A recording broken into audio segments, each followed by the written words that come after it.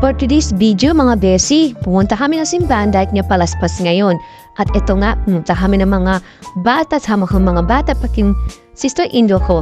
Umuli muna kami ng pampalaspas niyan para habulin namin na nagbabaspas na father. At ayun na nga, tumakbo na kami ng anak ko dyan para makahabol sa bless ni father. Nagsisiksikan pa dyan, Diyos ko po, sumisiksik na nga, kinakaskas pa sa likod. At eto na't masok na kami at inabot ko yung mga bata at hinawa ko yung aking pamangkin at baka mawala. At ito nga, may narinig pa ako nagsisigaw nga. Kala ko naman may nahimatay na pati ako. Nakihalo-biro na din ako, yung pala si father nagbabasbas. Ito, yan sinisingit pa ang lola ninyo. O sige, at ito, nasod na simbahan, chika-chika po mo si Marites Beshi.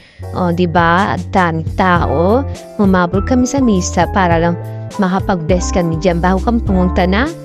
Sila ang Tagaytay. Ayan, nag-strike na po aming misa.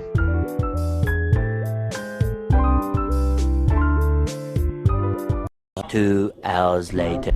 Oh, loko! Nagulat sa surprise. Naka-smile pa rin. O, sige lang.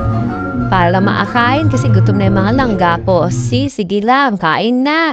At ito na, inaay ng aming pagkain kasi mga gutom na nga itong mga chikiting ko na ito. O, diba? Gandang-ganyan mga pagkain yan. Diyos ko, pricey ang presyo ng aming in-order. Pero okay lang, enjoy lang namin tong araw na ito. Dahil nga, Sir Bessie. Okay lang, mga indaya.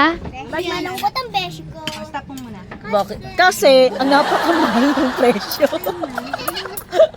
Ba't na malungkot ang beshi ko? Kasi napakamahal ang presyo. Meanwhile, Boom! Laka! A few moments later. Ayan, ang sabi, reverse bill. O, see, tingnan nga natin kung ano ang bills natin dito. O, sus, di sa Yosef. O, di. Nako, nang nakipagmata ang besi ninyo. Yan pala ang price. Higit 3. Ciao. O, see, hi. Kawawa yung besi ninyo. Pero okay lang. Yan talaga. Say your Desi. Ayan, pababa na kami ng kubo namin kasi hindi pwede magbayad din sa kailangan magbayad sa may cashier. Kaya, ang lola ninyo, Desi, ay bumaba para pumunta sa cashier. O, diba? Nag-candy-candy na lang kahit pag ganyan-ganyan lang yan. Pero, mabigat na sa bulsa niyan. Ginusto mo, diba? O, paalam na kami. Paano yan? Ayan na ang mga besi ko. Uwi na. Gusto na magsi-uwi. Kaya ayan. Mga nagsibaba na kami that after ko magbayad, bumaba na kami. At ito pa nga, nauna pa ang mga chikiting sa amin bumaba. O diba? Nasa dulo na sila. O harot-harutan na sila doon si baba. O ayan.